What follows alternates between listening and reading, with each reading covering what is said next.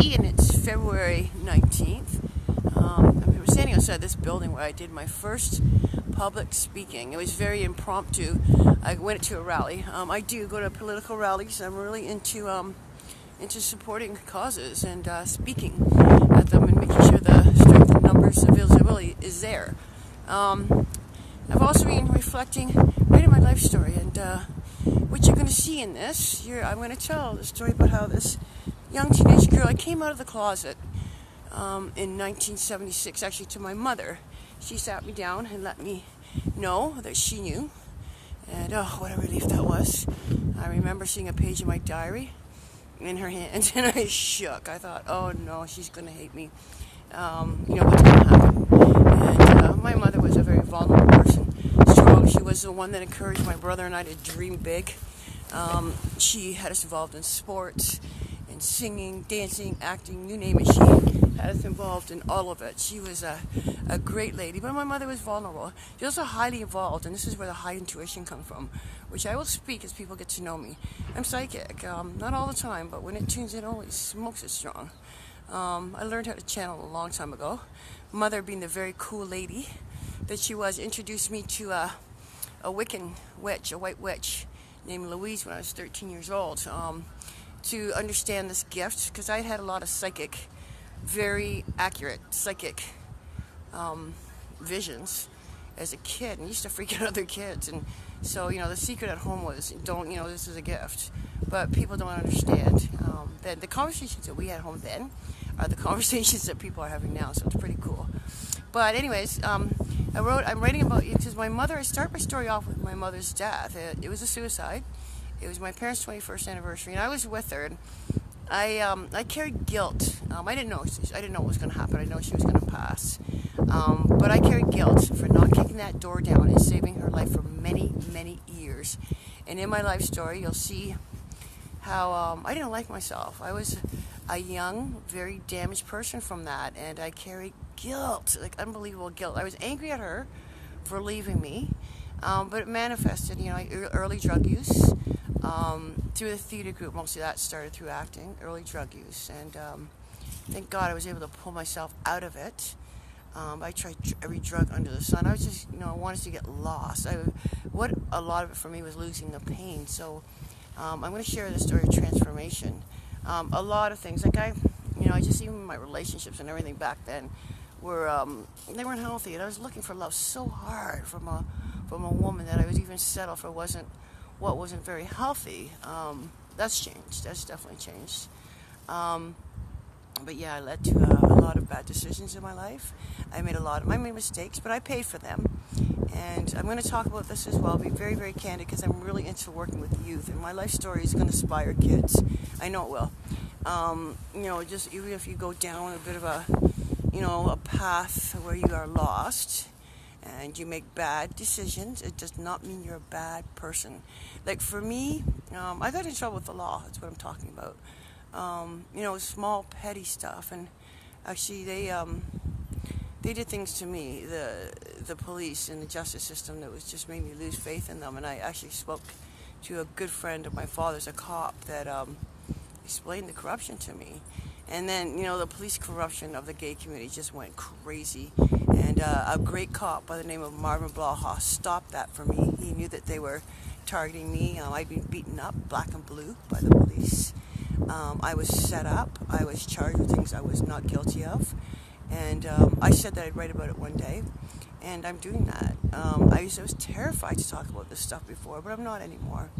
The mistakes I did make, I paid for my mistakes. I was young, I was stupid, I was reckless, I was actually hungry, and I went and stole food out of a store, which was really stupid.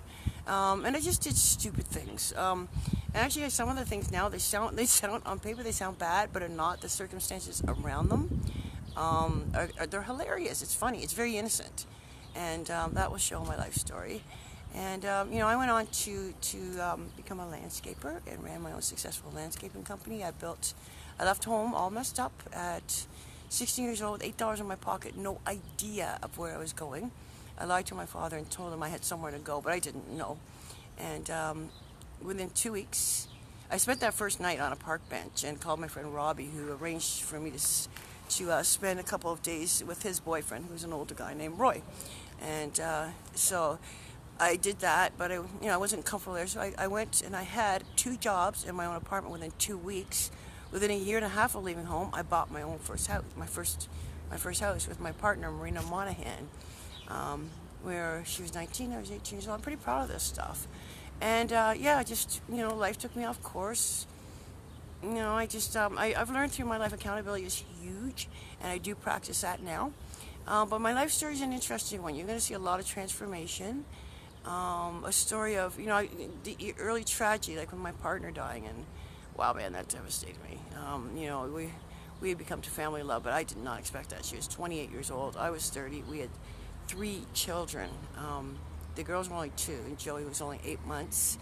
And it was a very, very hard time. And my life just went, there's more tragedy and more crazy stuff that happened, would happen for the next, from 1991 until approximately 96. But I came out of this dark place from around 94. And I had the gloves off, ready to do good things in life. And I think it was then that I set on my own personal mission to pay back for my own selfish living. Not that I didn't go astray, because I did. I've worked in mental health.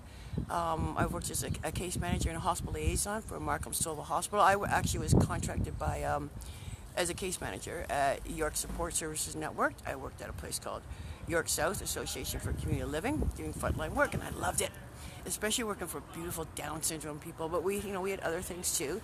I'm going to cover all that kind of stuff. Also, everybody's so interested in the naughty part of my story. I was looking for love, and there's no doubt that there's a code in my world, in the gay world. I was known as a boy. Well, which was known as a boy. It's embracing your energies, female energy, and embracing that. Also, you were masculine. Women have masculine energy as well, and I embrace mine. I actually do have a mindset that's kind of definitely more womanly, but split. I can relate to guys quite well, much better to women, but I can relate to men quite well. But I'm interested in sharing this story. The politics is really intense, It's sorry. I want apologies, and I'll get them, because I have been speaking to lawyers and human rights people. And next step is going to be I love our police chief right now, Mark Saunders, and I want to talk to him. The gay community has been getting apologies. This is known up here. Like at the end of the 80s, all of 51 Division was closed. It was disbanded because of all the corruption, and a lot of officers were transferred out of 52 Division. 51 and 52 Division were the divisions that covered most of the gay clubs. And, they just did bad things, beating us up, setting us up, taking our money. They were horrible. We lived in fear of them back then.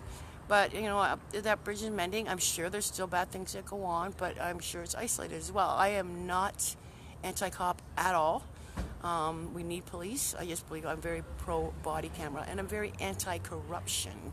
So yeah, you're going to hear a lot of stuff, and a lot of my stories about love. A lot of love. I've always been a person that operates from the heart. I've overcome a lot of tragedy. I lost my mom at 15. She was only 40. I lost my partner at 28, and I was only 30. I lost my dad when I was 35. He was only 61. And then Greg's death. My brother's death was a really hard one. I'm not going to go into all the details now. I don't want to just be sad. As you can see, I'm not stuck there. I learned how to turn my pain into passion. I'd actually like to teach people about this, because I know what to look for. I know about the grieving. Everybody's is individual, but I know about that stuff. But anyways, other than that, I am enjoying this beautiful day. I am crazy in love.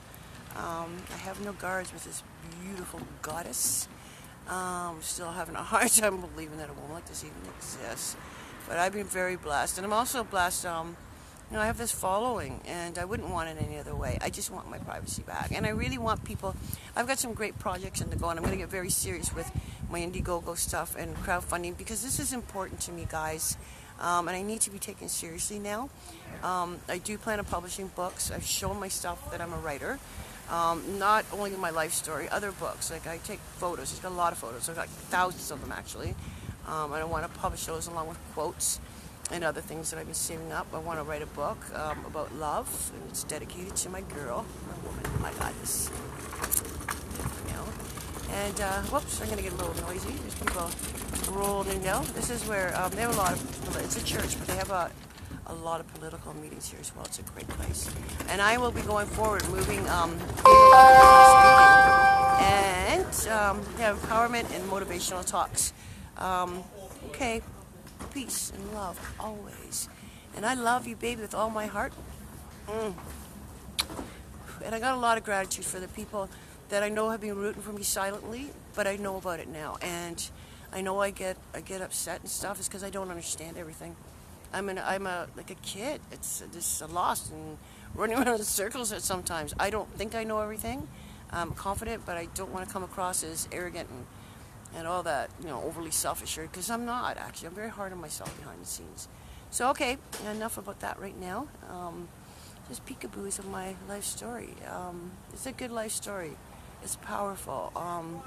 It amazes people when I tell them. People don't believe me because of the way that I've turned out. I think it's something to do with my brother.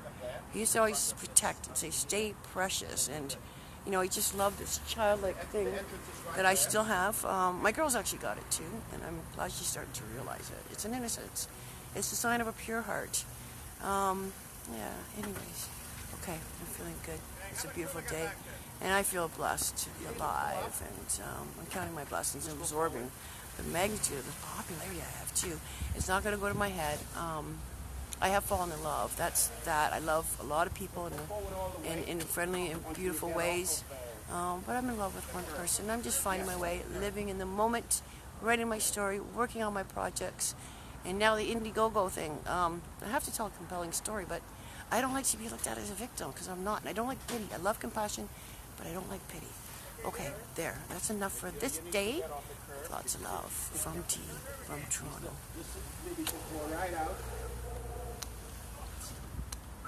In threes, always in threes. I'll explain more about that later. Oh, I also do numerology. Just, it's an automatic thing. I had a really interesting family, very fascinating mom. I want to talk about her to a lot of people one day. She was a great lady. Okay, lots of love out to this beautiful, beautiful world. Enjoy, people, and tell people you love them. Now, don't hesitate. Don't hesitate at all. Tell them right now. Bye. Bye for now, baby. I love you.